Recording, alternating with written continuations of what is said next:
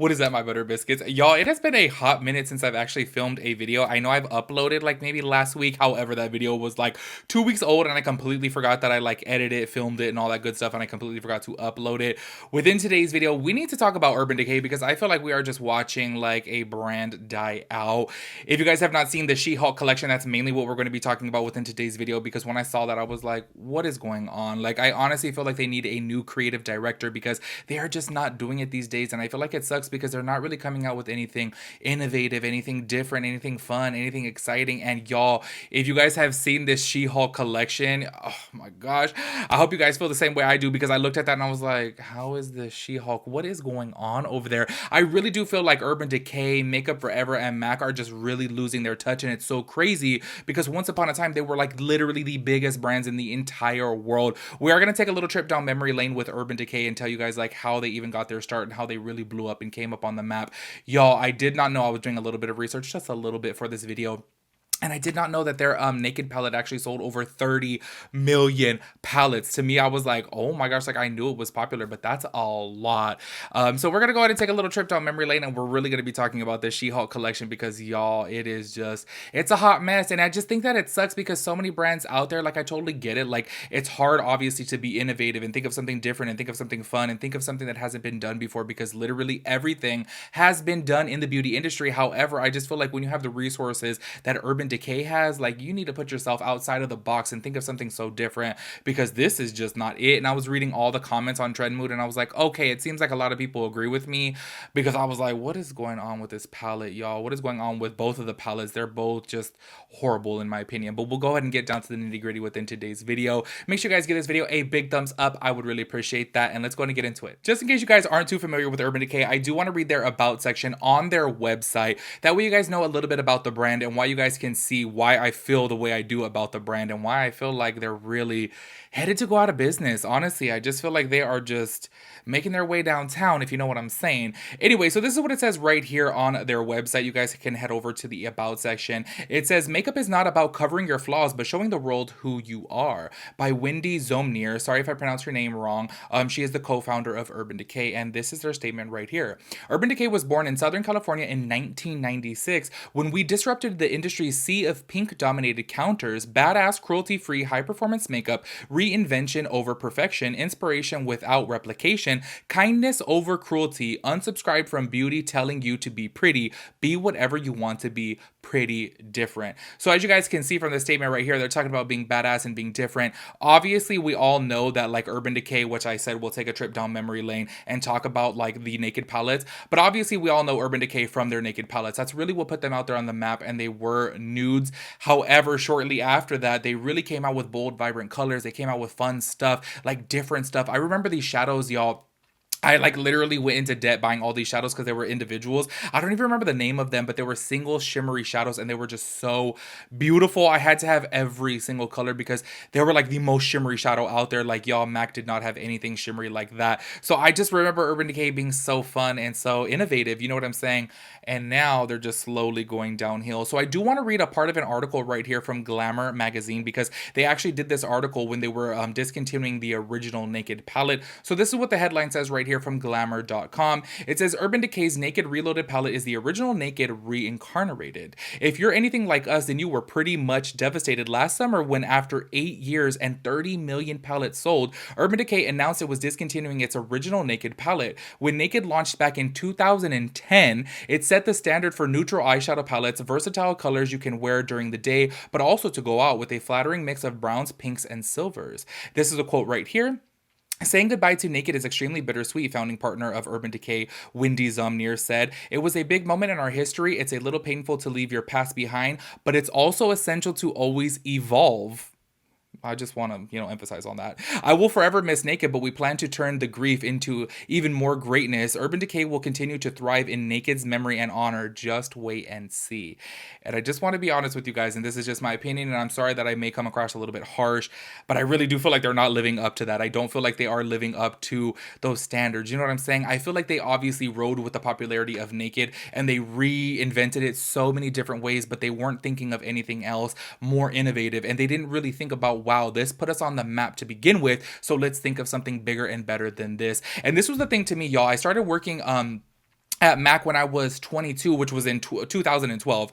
And during this time, y'all, I'm like, MAC really, their eyeshadows were amazing. Don't get me wrong. There were so many colors, but the problem about it is that everything was individual. If you guys don't remember back in the day, MAC did not have any eyeshadow palettes. You had to literally go in there and create your own palette. And the bad part about that was there was no discount if you want to, like, say, for example, make a 12 pan eyeshadow palette or an 18 pan eyeshadow palette. You literally had to buy each individual shadow. Yes, it was cheaper to buy it outside of the component in a single, you know what I'm saying, rather than buying it in the little compact. However, it was still really expensive, and you had to actually like creatively think of what you want your color story to be. And during that time, a lot of people were very intimidated by that because eyeshadow was something that you went to the MAC counter to get done. You know what I'm saying? So many people back then didn't really know how to do their eyeshadow. I know everybody these days know how to do it and they know how to do it well. However, back then, people needed something like an array of colors, like an assortment of colors that really is telling a story that they can look at and be inspired by, rather than going into MAC and looking at the colors and saying, oh my gosh, there's just like 50 colors. Which ones do I choose from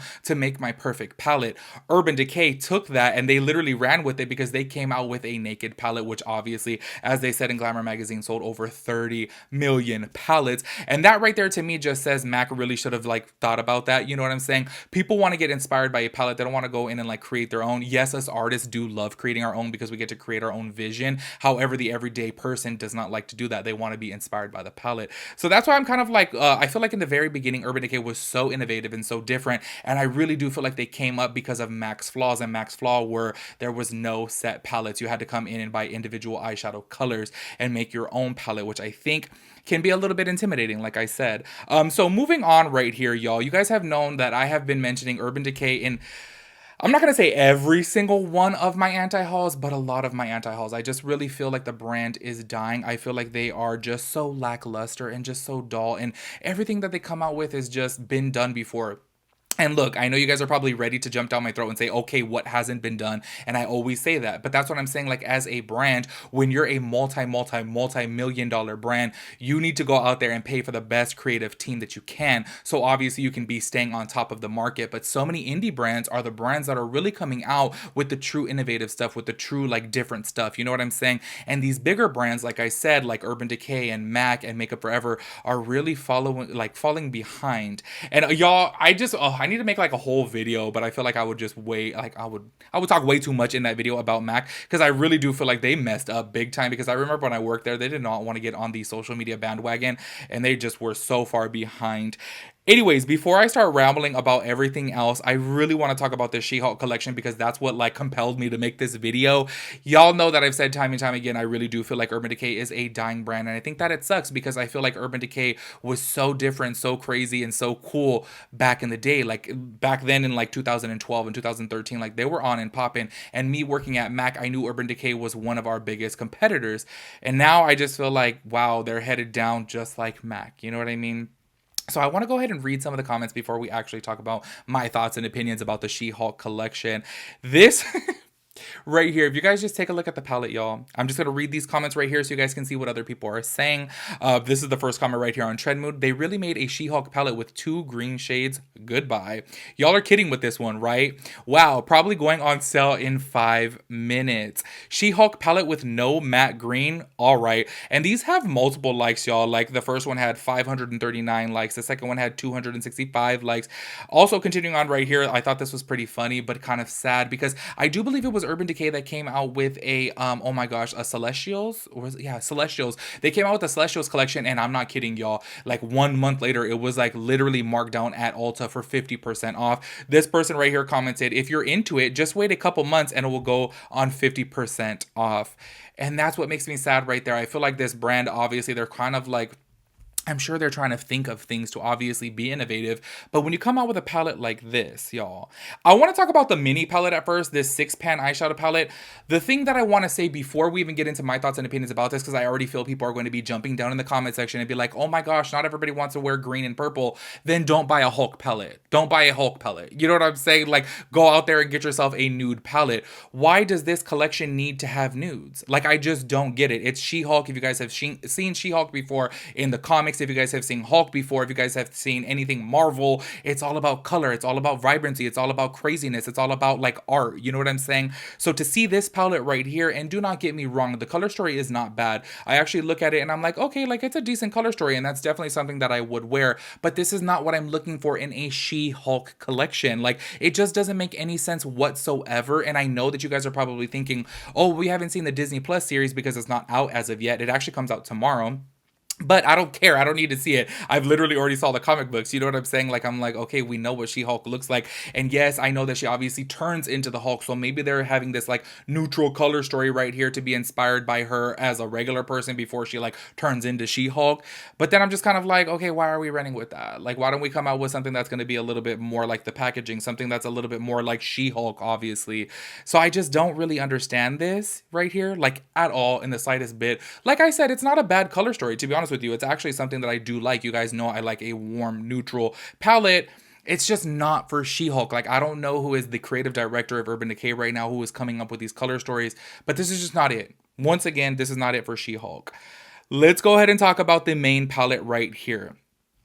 It just really bothers me, y'all. It really bothers me. And look, I understand that, oh my gosh, there are so many matte greens out there and there's so many matte purples out there. I totally get it. This palette, in my opinion, if we're coming out with a palette this big, why does it not have, like, let's say, for example, a matte green, a matte purple, a shimmery purple, and a shimmery matte purple? Wait, oh, shimmery matte purple. What am I talking about? Y'all, I got so confused looking at this palette because it's literally making me mad. Why doesn't it come with a matte green, a shimmery green, a matte purple, and a shimmery purple? That's what I meant to say. I am so sorry. I just look at this and I'm like, what is going on here? You have all these earthy tones of green. Once again, it's not a bad color story. It's really not. Like, I look at it and I'm like, okay, you have your earthy tones right there, and then you have like a random pop of blue, which I'm gonna be honest with y'all, I don't know where the blue really comes from, but I'm just kind of like, okay, I just don't understand it. Like, why are they focusing more so on nudes? Like I said back in the day, yes, Urban Decay did like make their name for coming out with a naked palette and being that there were neutrals. I totally get that, but let's move past that. Let's come out with something crazy. Let's come out with something fun. Let's come out with something vibrant. And when you're coming out with a She-Hulk palette who is obviously known for like purples and obviously greens, why are you focusing on earth tones right here? If you look at that whole left hand side of the palette, the whole 6 sides right there, those are literally just earthy tones. Like, they really are. Like, it looks like a cute like olive earth tone palette, and that's it. Like, I don't know, I just don't like it. I don't get it. I don't know what Urban Decay is thinking, to be honest with you. I was going to put this in my anti-haul, actually, because I'm getting ready to film my anti-haul too. But then I was like, let me just do a whole separate video about this, because I really do think that it sucks for Urban Decay. And I do think that they are headed like out of business, to be honest with you, if they keep on down this path. And I think that that really sucks. You guys know that I say time and time again, I really hate to see a business go out of company, you know what well, oh my gosh, see a company go out of business is what I meant to say. Because I feel like, especially like Urban Decay, they are like one of the staples, y'all. They have been around for so long, like I read earlier, since 1996. And they were once upon a time so innovative, and now they're just, I don't know, they're just not it. Like, this palette is not it. Like, I don't know. Like, I look at it and like I said, it's not like it's not a hideous color story. It's just not She-Hulk. It's not innovative. It's not fun. It's not artistic. It's just blah, you know? Anyways, y'all, that wraps it up for this video. I just wanted to do a whole dedicated video on this because I'm just like, I know that Urban Decay is not watching my videos, but if they are, hire a new creative team, y'all. Like, literally think of something different. Y'all got the millions and millions of dollars to come out with a whole new creative team to think of something different, to put you guys back on the map, because y'all are really losing it. So anyways, make sure you guys let me know your thoughts and opinions on everything, and I will catch you guys in my next video. Peace out, Girl Scout.